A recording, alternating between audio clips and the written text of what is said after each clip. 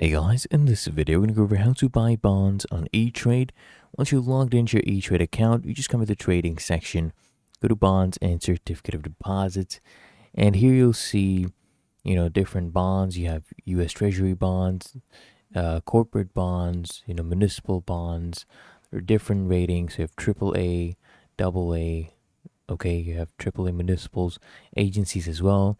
So you have all the different durations as well. Right here, as you can see, you can go select either any of those, and you just go look at the yield history, right? And once you're happy to buy, let's say corporate bonds, right? Let's go down here. Let's look at these. To buy these, all you do is come here. You can go ahead and see the coupons, basically the interest rates, the maturity, and the price yield.